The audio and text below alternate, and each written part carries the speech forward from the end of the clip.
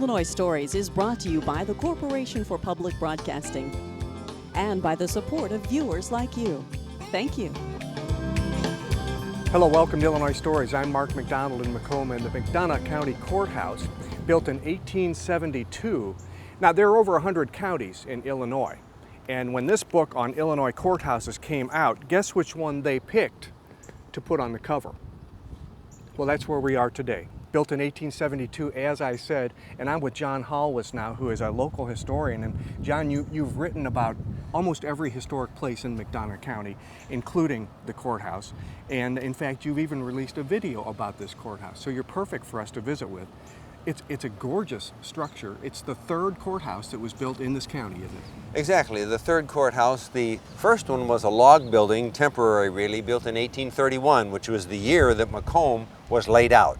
And it only designed to be there for a few years, and then right where this one is sitting in 1834, the first so-called permanent brick courthouse was built. It was only 46 feet square and a couple stories high, but it served for a while. It eventually developed leaks in it and other problems and became too small, I think, and that led to the creation of this one, which really from the planning through the whole building took 1868 to 1872. That's pretty quick work though, isn't it?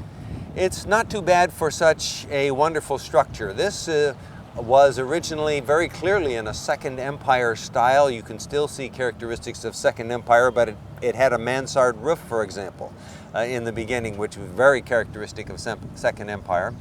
But within several years, that roof started to leak, and so they replaced it with the kind of normally pitched roof that we have now. As we go through this story, we'll be able to show photographs of the various courthouses and the way they've changed through the years.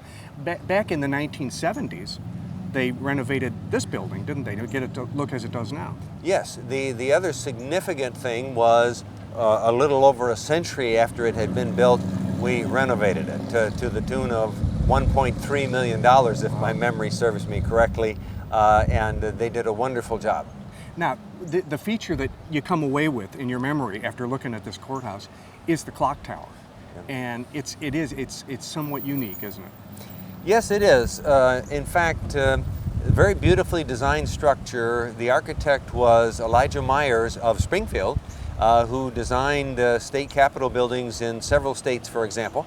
And yes, very, very lovely design, including this clock tower, which has really become the kind of symbol of McDonough County. In fact, the courthouse as a whole is really our most important symbol. It's on our community seal, for example.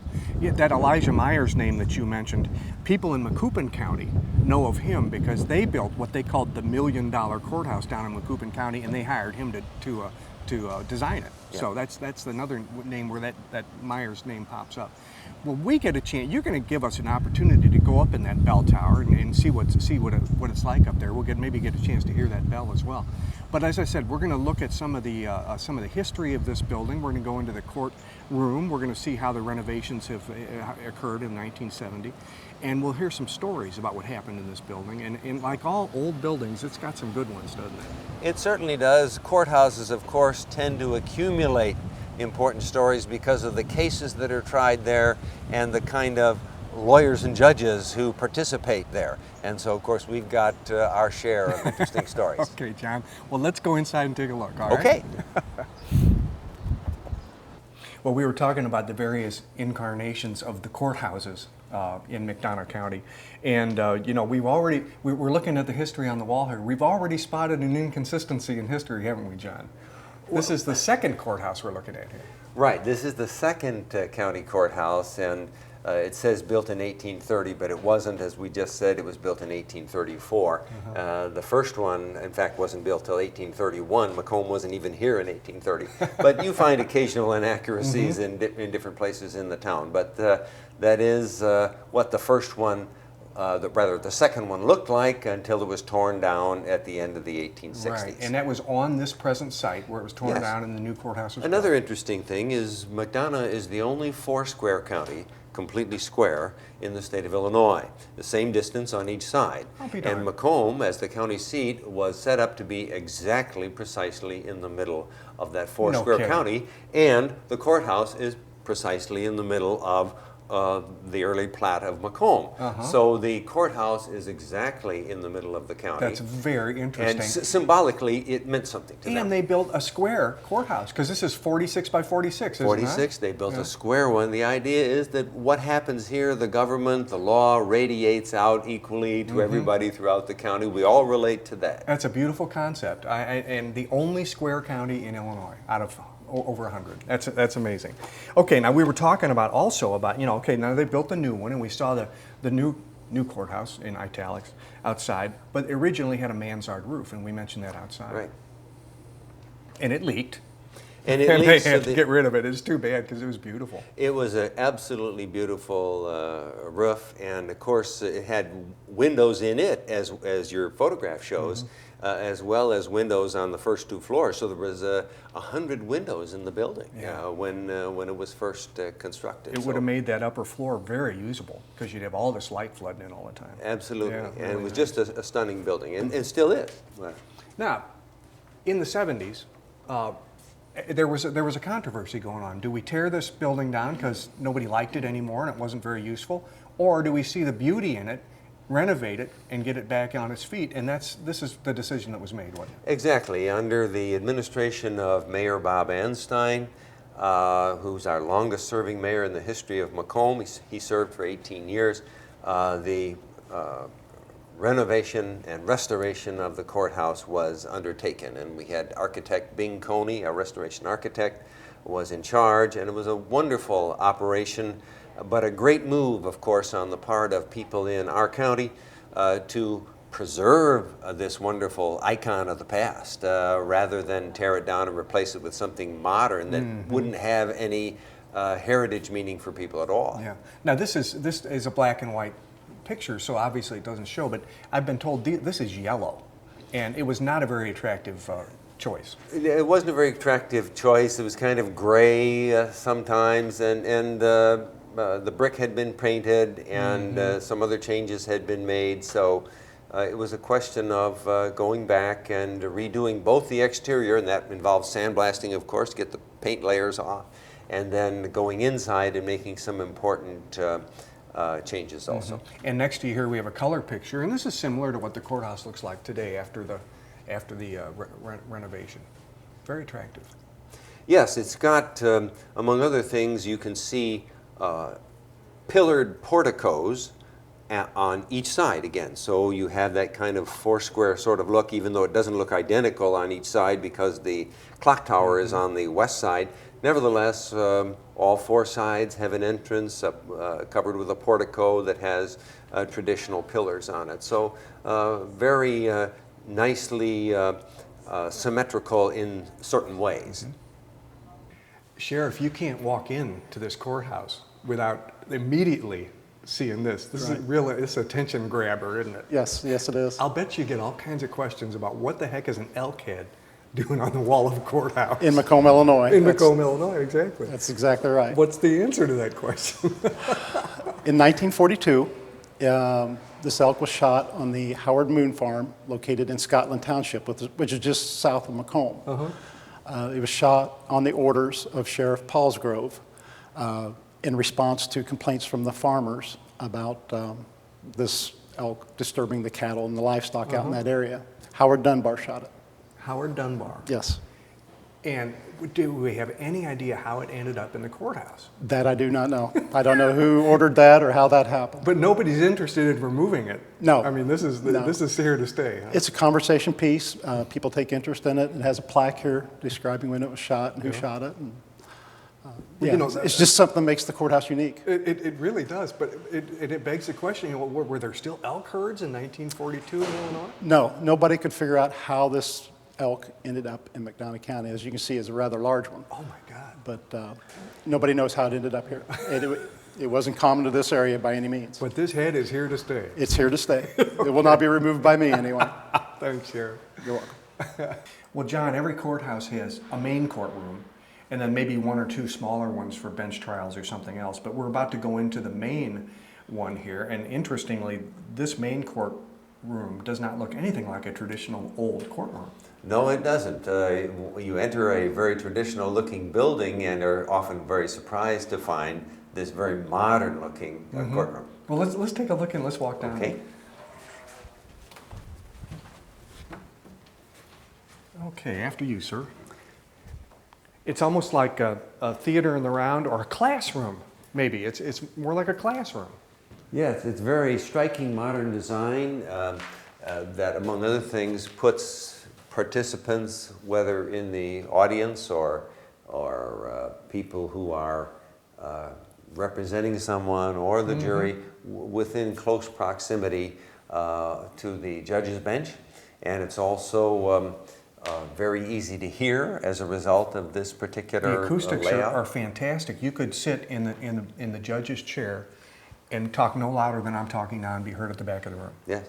Yeah. And it's got a little booth there for the media to be in, to cover things. And this is where essentially jury trials are held these days in McDonough County. So in the 70s, when they were still sort of deciding what are we going to do with this old building, that's when they renovated this, before they did the exterior. Yes, they renovated this in the earlier 70s, finishing around 1973. And then it was in the later 70s that they did the massive restoration.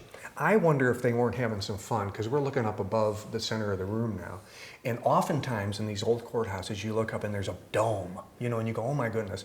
And I wonder if they weren't just having some fun with creating a round space there that's not like a dome at all. Yeah, very striking ceiling. Yeah, it sure is. Well, it's a very functional room, but not completely non-traditional, unlike the next room we're going to go to. Yes, unlike courtroom 202. Yeah, let's go take a look at that. Okay. 202, is that right? Right. Is that okay? 202. Now, a small courtroom, but very traditional courtroom. They wanted to keep this that way, didn't they? Very traditional looking. Of course, you can tell by a glance at the chairs, for example, and all of the original woodwork and so forth. So a lovely courtroom that you would expect to have expressing a long tradition in a historic building. And this building is, incidentally, on the National Register of Historic Places. Okay, and they've taken, as you mentioned, great pains to bring the window trim and the woodwork and the rail, everything back, and I'd say white oak, but goodness, I don't know what kind of wood it is. I assume that they had needed fireplaces at the time, and this was probably an original fireplace. Yes, they had to have several, of course, in the original building. Now, interestingly, John, right above the fireplace, we'll see the official seal of the county. And what I like about this is the county seal is rather new and depicts the courthouse as it is today. Yes, and it shows the veneration locally for the courthouse. The seal was developed in the year 2000. So it was done, and the courthouse carved on the middle of it because of the symbolic importance of this courthouse, both as a traditional building and because so many things of historic interest have taken place here over the generations. Speaking of history, they revere many of their judges and members of the bar here, and they have a plaque for these individuals, and some of them are luminaries, aren't they? Yes, we have a very distinguished legal tradition here in McDonough County. For example, Damon G. Tunnicliffe, who died in 1901, was on the Illinois Supreme Court, for example. And Lewis H. Waters over here was a distinguished early lawyer, an acquaintance at least of Lincoln's, and a man who in the Civil War was the colonel of the 84th Infantry Regiment. You've got other people who served in Congress, such as J. Ross Mickey, for example, and William H. Neese, L.Y. Sherman, a very distinguished. Neese up here. Yeah, Neese is over here. L.Y. Sherman, for whom Sherman Hall is named, our old main building on the campus of WIU, was a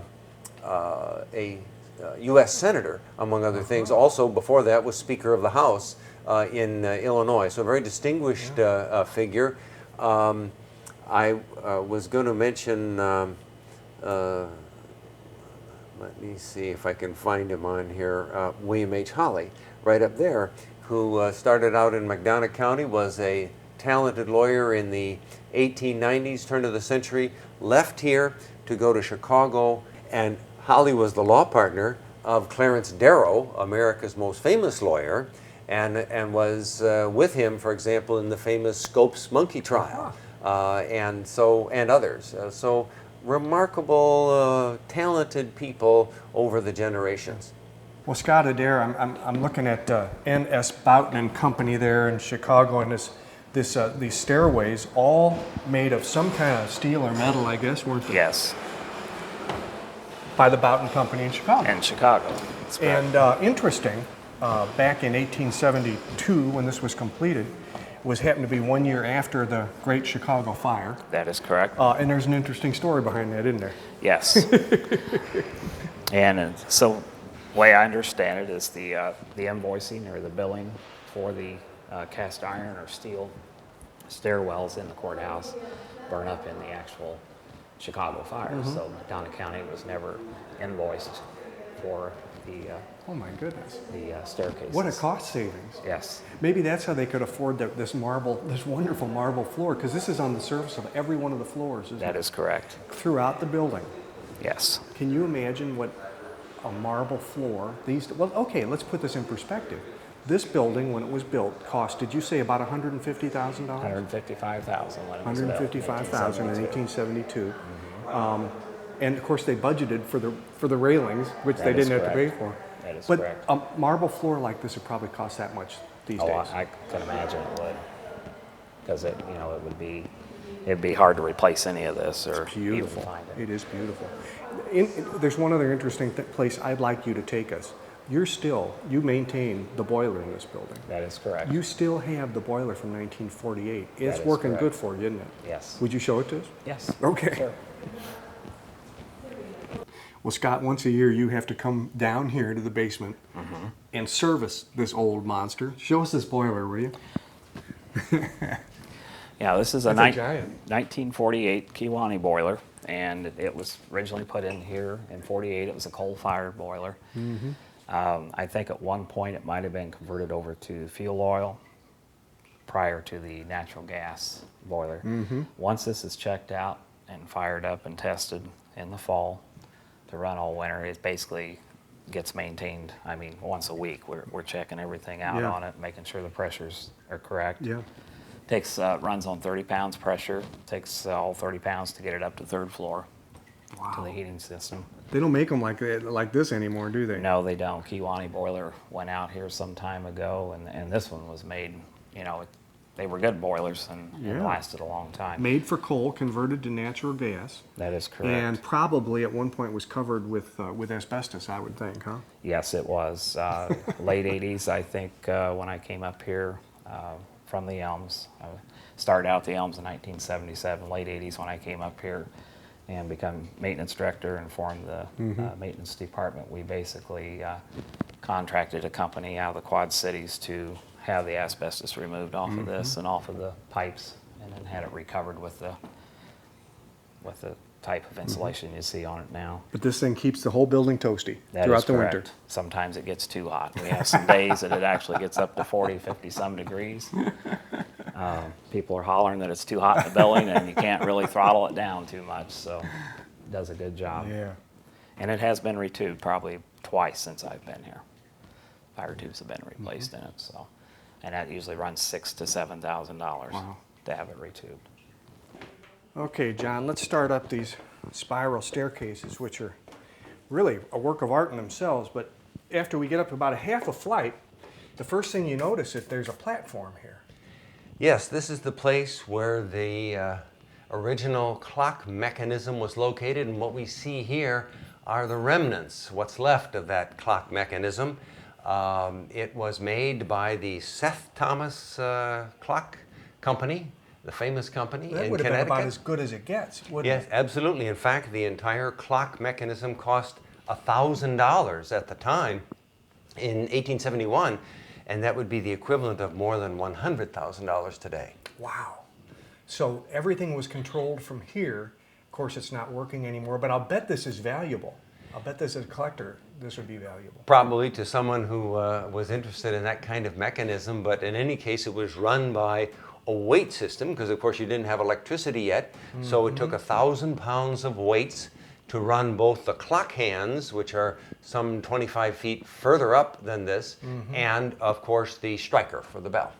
And of course, none of that is necessary now because it's got electronic clock works, and the face that you see on the clock tower is the original face, but the workings are all new, I guess. Exactly. Okay.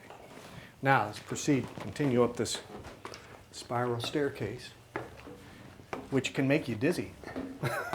It's pretty close, isn't it? Yes. Pretty close quarters.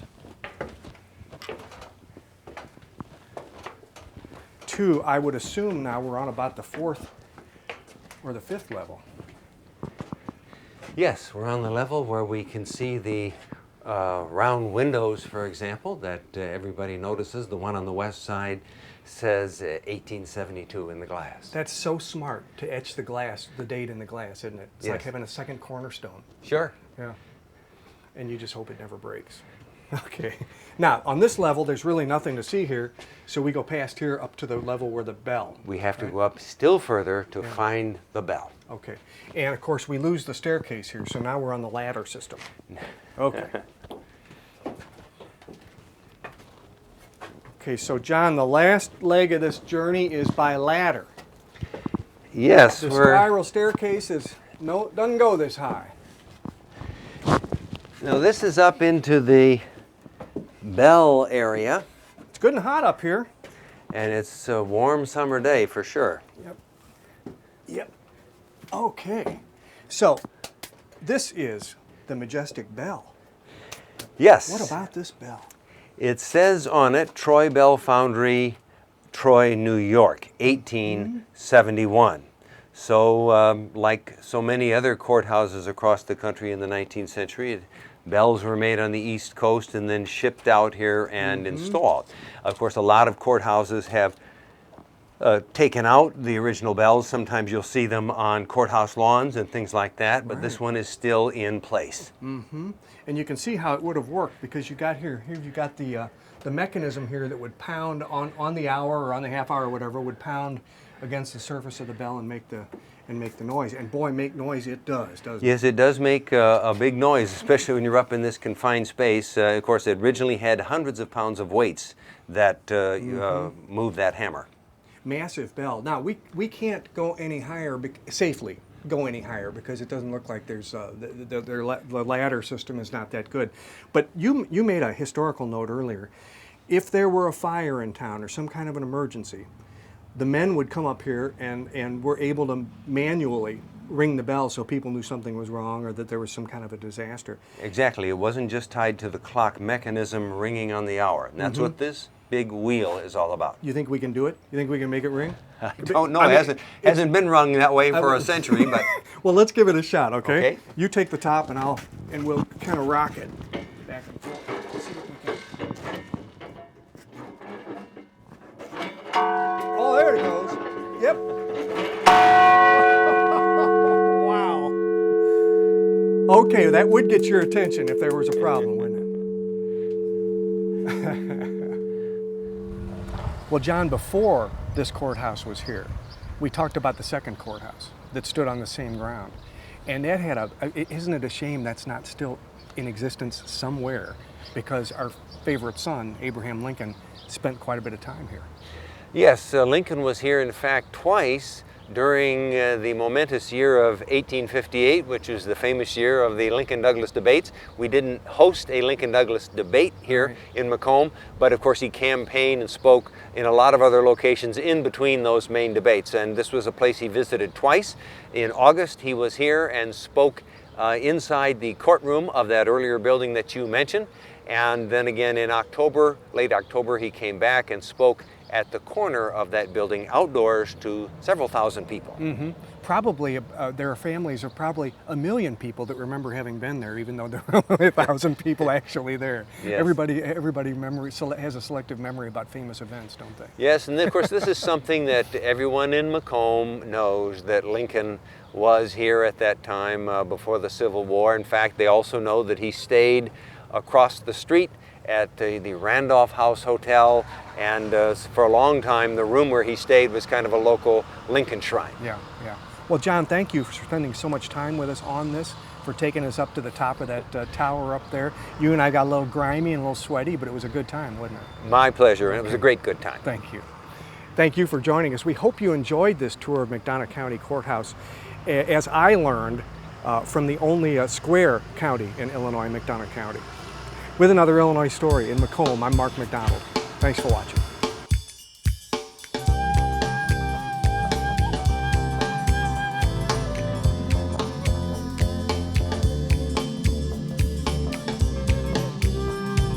Illinois Stories is brought to you by the Corporation for Public Broadcasting and by the support of viewers like you. Thank you. For a DVD copy of the program you've just seen, send 1995 to Network Knowledge, P.O. Box 6248, Springfield, Illinois 62708.